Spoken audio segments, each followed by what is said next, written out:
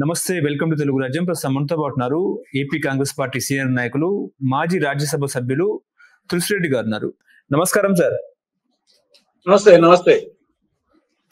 ముఖ్యంగా ఏపీ విషయానికి వస్తే, ఏపీలో మెడికల్ కాలేజ్ చుట్టే రాజకీయాలు తిరుగుతున్న పరిస్థితి. జగన్మోహన్ రెడ్డి తీసుకొచ్చిన మెడికల్ కాలేజీలను చంద్రబాబు నాయుడు గారు పీపీపీ విధానంలో అమ్ముకుంటారని చెప్పేసి కూడా వైసీపీ పదే పదే ఆరోపిస్తున్న పరిస్థితి. ముఖ్యంగా 17 మెడికల్ కాలేజీలో ఏ ఒక్క మెడికల్ కాలేజీ కూడా కట్టలేదని అని చెప్పేసి కూడా ఇటు టీడీపీ ఆరోపిస్తుంది. అదేవిధంగా ఆ మెడికల్ కాలేజీలు శిలాఫలకులోనే ఉన్నాయి, పిచ్చి మొక్కలు మొలకెత్తాయని కూడా మాట్లాడుకుంటున్నారు. అదేవిధంగా పులివెందుల మెడికల్ కాలేజీ బ్రహ్మాండంగా కట్టామని చెప్పేసి ఇటు వైసీపీ నాయకులు చెప్తున్నారు. మీరేం చెప్తారు సార్? అసలు మెడికల్ కాలేజీలు ఎవరు తీసుకొచ్చారు, ఎవరు కట్టారు, ఎవరి హయాంలో అవి అద్భుతంగా ఉన్నాయంటే ఏం చెప్తారు సార్? ఇక్కడ 17 మెడికల్ కళాశాలలో, అంటే ప్రభుత్వ మెడికల్ కళాశాలలో 6 ఆల్రెడీ ఉన్నాయి. ఓన్లీ 11కు సంబంధించి సమస్య. ఇప్పుడు ఆ 11లో పిడుగురాళ్ళు అనేది పక్కన పెట్టేశారు. మిగతా 10కి సంబంధించినటువంటి సమస్య. ఇప్పుడు చంద్రబాబు నాయుడు గారి దృష్టిలో పీపీపీ మోడల్ అంటే ప్రైవేటైజేషన్ కు ముద్దు పేరే పీపీపీ. ప్రైవేటైజేషన్ కు ముద్దు పేరు.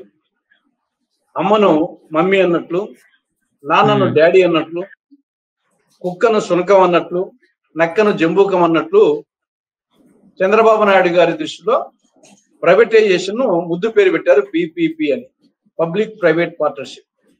Nothing but privatisation.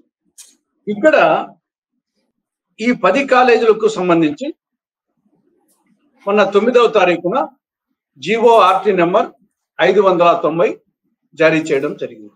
ఇప్పుడు 9వ తారీఖు, ఈరోజు 15, 9వ తారీఖున జీఓఆర్టీ నెంబర్ 590. ఏమి ఆ జీవో సారాంశం ఏమి?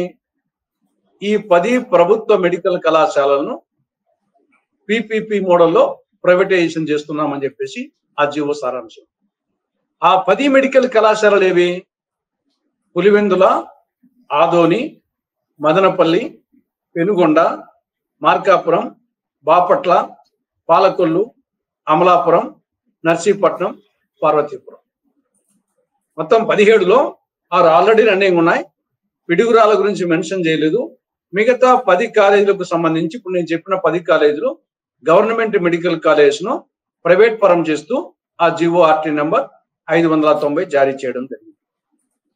దీన్ని వ్యతిరేకిస్తున్నాం కాంగ్రెస్ పార్టీతో సహా మిగతా పార్టీలు.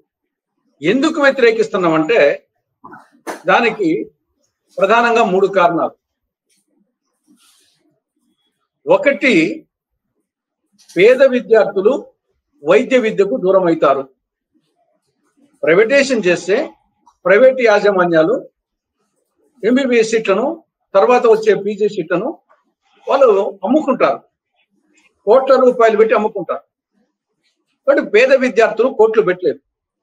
కాబట్టి పేద విద్యార్థులు వైద్య విద్యకు దూరం అవుతారు. అది ఒకటి. రెండవది, ప్రతిభకు పాడే కట్టడం అవుతుంది. ఇక్కడ ప్రతిభావంతులైనటువంటి విద్యార్థులు, పేద విద్యార్థులు డబ్బులు కట్టలేరు. కాబట్టి ప్రతిభకు పాడే కట్టడము అది రెండవది. మూడవది, ఈ కాలేజీలకు అనుబంధంగా ఉన్నటువంటి ఆసుపత్రుల్లో రోగులు చికిత్సకు డబ్బు కట్టాల్సి వస్తుంది. కాబట్టి ఆ విధంగా రోగులు ఉచిత వైద్యానికి దూరం అవుతారు. ఒకటేమో విద్యార్థులు, పేద విద్యార్థులు వైద్య విద్యకు దూరం అవుతారు. రోగులు ఉచిత వైద్యానికి దూరం అవుతారు. మూడవది, ప్రతిభకు పాడే కట్టడమే అవుతుంది, మెరిట్కు. అందువల్ల వ్యతిరేకిస్తున్నాం. దానికి తోడు తెలుగుదేశం పార్టీ వ్యవస్థాపక అధ్యక్షుడు ఎన్టీ రామారావు గారి ఆశయాన్ని కూడా ఇది పూర్తి విరుద్ధం.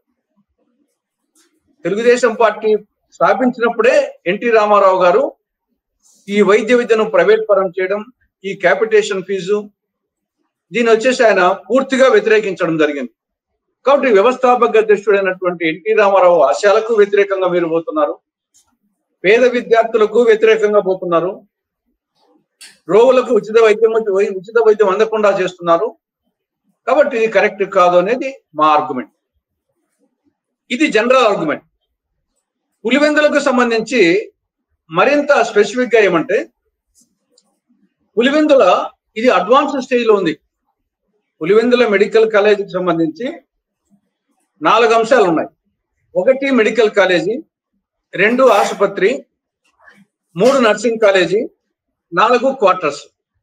ఈ 4ంటిలో ఆసుపత్రి 100% అయిపోయింది, నర్సింగ్ కాలేజీ 100% అయిపోయింది, మెడికల్ కాలేజ్ వరకు భవనాలు 60% అయినాయి, క్వార్టర్స్ 60% అయినాయి. ఎప్పటికీ కూటమి అధికారంలోకి వచ్చే నాటికి 15 నెలల కిందటనే ఆసుపత్రి 100% అయిపోయింది, నర్సింగ్ కాలేజీ 100% అయిపోయింది భవనాలు, మెడికల్ కళాశాల 60% అయింది, క్వార్టర్స్ వచ్చేసి 60% అయింది. ఈ నేపథ్యంలో నేషనల్ మెడికల్ కమిషన్ ఢిల్లీలో వాళ్ళు వచ్చి అక్కడంతా చూసి 2024-25కు క్లాసులు ప్రారంభించవచ్చు. ఇంకా మెడికల్ కళాశాల 60% అయినప్పటికీ నర్సింగ్ కళాశాల ఖాళీగా ఉంది, ఆ భవనాలలో 50 MBBS సీట్లకు మెడికల్ కోర్సు ప్రారంభించవచ్చు, ఆసుపత్రి 100% అయిపోయింది అనే ఉద్దేశంతో నేషనల్ మెడికల్ కమిషన్ 50 MBBS సీట్లను లెటర్ ఆఫ్ పర్మిషన్ అనుమతి పత్రం ఇస్తూ 2024 ఆగస్టు 16న నేషనల్ మెడికల్ కమిషన్ 50 MBBS సీట్లకు లెటర్ ఆఫ్ పర్మిషన్ ఇవ్వడం జరిగింది. వాళ్ళు వచ్చి చూసినాకనే పులివెందుల మెడికల్ కళాశాల ఇక్కడ కాలేజీ ప్రారంభించవచ్చు, నర్సింగ్ కాలేజీ ఖాళీగా ఉంది, అక్కడ 50 MBBS సీట్లకు ప్రారంభించవచ్చు, ఈ లోపల మెడికల్ కళాశాల పూర్తి చేయొచ్చు, ఆసుపత్రి లాగా పూర్తి అయిపోయింది అని వాళ్ళు చూసే వాళ్ళు శాంక్షన్ చేశారు. కానీ రాష్ట్ర ప్రభుత్వము, కూటమి ప్రభుత్వము అప్పటికే ప్రైవేటైజేషన్ చేయాలనే ఒక ఐడియాకి వచ్చింది కాబట్టి వాళ్ళు 2024 సెప్టెంబర్ 11న ఈ యొక్క మాకు MBBS సీట్లు వద్దు అని చెప్పేసి వాళ్ళు నేషనల్ మెడికల్ కమిషన్ కు లేఖ రాశారు. వాళ్ళు నేషనల్ మెడికల్ కమిషన్ వీళ్ళు రావాల్సిందేమే, మాకు 50 MBBS సీట్లు చాలవు, మాకు 100 గానీ 150 గానీ ఇవ్వాలని రాష్ట్ర ప్రభుత్వం అడగాల. అలాంటిది వాళ్ళు 50 MBBS సీట్లు వాళ్ళు కేటాయిస్తే మాకు వద్దు అని చెప్పేసి వీళ్ళు 11/9/24న రాష్ట్ర ప్రభుత్వం, చంద్రబాబు ప్రభుత్వం లేఖ రాసింది. దీని పర్యవసానంగా 2024-25లో 50 MBBS సీట్లు కోల్పోయింది పులివెందుల మెడికల్ కాలేజీ. 25-26కు మరొక 150 MBBS సీట్లు, ఒక పులివెందుల మెడికల్ కళాశాల, ప్రభుత్వ మెడికల్ కళాశాల 200 MBBS సీట్లు కోల్పోయింది. ఇక్కడ నిన్న సత్యకుమార్ గారు ఆయన చెప్పారు, హెల్త్ మినిస్టర్ ఏమని చెప్పారు, ఇక్కడ 500 కోట్లకు గాను 412 కోట్లు ఖర్చు పెట్టారు ఇప్పటికే. గత ప్రభుత్వము మొత్తం పులివెందుల మెడికల్ కళాశాల అన్నిటికీ సంబంధించి 500 కోట్లు ఎస్టిమేట్ అయితే 412 కోట్లు ఖర్చు పెట్టారు, మిగతా కార్యాలకు అంత ఖర్చు పెట్టేదని చెప్పాడు. అంటే ఆయన కూడా ఒప్పుకున్నాడు, పులివెందుల మెడికల్ కళాశాలకు 500 కోట్లు ఎస్టిమేట్ గాను 412 కోట్లు ఖర్చు పెట్టింది గత ప్రభుత్వం చెప్పేసి ఆయన ఒప్పుకున్నాడు. అంటే అటువంటి పరిస్థితుల్లో ఆ సీట్లు వద్దని చెప్పడం అనేది ఇది ఖచ్చితంగా అప్పటికే ప్రైవేటైజేషన్ చేయాలనే దురుద్దేశం ఉండదు కాబట్టి ఆ విధంగా చేయడం జరిగింది. ఇక్కడ ఆ మెడికల్ కళాశాల పరిసరాల్లో భూమి విలువ మినిమం 2 కోట్లు ఉంది ఎకరా, అది మినిమం. ఇంకా 3 కోట్లు 4 కోట్లు పైన ఆశ్చర్యపోవాల్సిన అవసరం ఉండదు. ఎకరా అక్కడ 50 ఎకరాలు దీనికి అలాట్ చేసింది. 2 కోట్లు వేసుకున్నా కానీ ఎకరాకు అది 100 కోట్ల విలువ చేసే భూమి విలువ. కానీ చంద్రబాబు ప్రభుత్వము PPP మోడల్లో ప్రైవేటైజేషన్ వాళ్ళకు ఎతకిస్తున్నారు, ఎకరా 100 రూపాయలు.